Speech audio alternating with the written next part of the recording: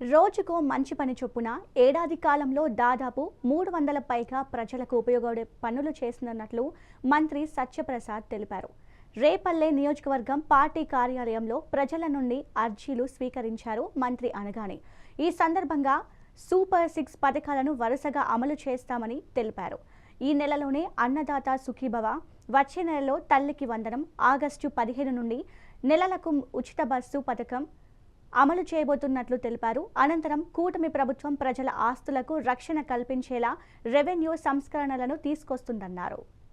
Land కూడా లేదు ఇలా ఈ ప్రాంతంలో, తప్పకుండా దానికి కూడా ల్యాండ్ ఎక్విజిషన్ చేసి చేయాలి, తప్పకుండా మనం పనిచేస్తాం. అలాంటి ఇస్తే సలహాలు ఇవ్వాలి లేదా కూర్చోవాలి, కానీ ఎప్పుడు కూడా వాళ్ళు స్కామ్తో పాటు గత 5 సంవత్సరాలు పరిపాలించారు కాబట్టి ఇంకా అలాంటి నడుస్తాయంటే ఒప్పుకునేది లేదు. మనం చూసాం మొన్న ఈ ప్రాంతానికి, తెనాలి ప్రాంతానికి గంజాయి బ్యాచ్ ఎవరైతే పోలీసుల్ని గంజాయి మత్తులో కొట్టారో అలాంటి వాళ్ళని ప్రారంభించడానికి వచ్చాడు, కానీ ఎప్పుడు కూడా పేదవాడికి కానీ, ముఖ్యంగా గతంలో ఆయన ముఖ్యమంత్రిగా ఉన్నప్పుడు ఎక్కడ ఎలాంటి పేద బడుగు బలైన వర్గాలకు ఇబ్బంది వచ్చినా ఎప్పుడు కూడా ప్రారంభించలేదు. ముఖ్యంగా మన ప్రాంతంలో అమర్నాథ్ గౌడ్ చనిపోతే అసలు దాని గురించి ఆలోచన కూడా ఎప్పుడూ లేదు. ఇంకా అది పోగా చంపిన వాళ్ళని తొందరగా బయటకు తీసుకురావడానికి అప్పుడు ఇక్కడ ఉన్నటువంటి వైసీపీ నాయకులు చేశారు.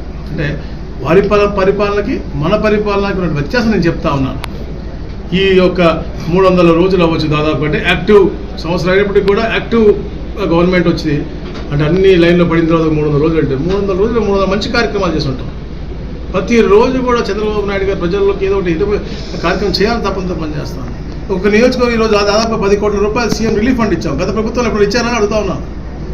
అక్కడ దాదాపుగా ప్రతిరోజు కూడా ఒక చెక్కు విధంగా 2 చెక్కుల విధంగా అట్లా దాదాపు 10 కోట్ల రూపాయలు విలువ చేసే చెక్కులు ప్రతి నియోజకవర్గంలో కూడా ఇచ్చారు. అంటే అది పేదవాళ్ళ పట్ల ఉన్నటువంటి ఒక ఆప్యాయత, ప్రేమ, అనురాగం, ఒక ఇది అనమాట. అంతేకాకుండా P4 అని చెప్పేసి అంటే ఇంటానికి అందరూ ఏంట్రా బాబు అనుకుంటారు, కానీ అంటే ఈ యొక్క వ్యత్యాసం, కులాల మధ్య వ్యత్యాసం పోతేనే సమాజం బాగుంటుందని చెప్పేసి అంబేద్కర్ గారు చెప్పారు. అలాగే ఈ యొక్క ఆర్థిక వ్యత్యాసాలు పోతే తప్పకుండా భవిష్యత్తు బాగుంటుందని చెప్పే లక్ష్యంతో ఈ కుటుంబ ప్రభుత్వం పనిచేస్తూ ఎన్నో ఆలోచనతో ముందుకెళ్తా ఉంది. 175 నియోజకవర్గాలు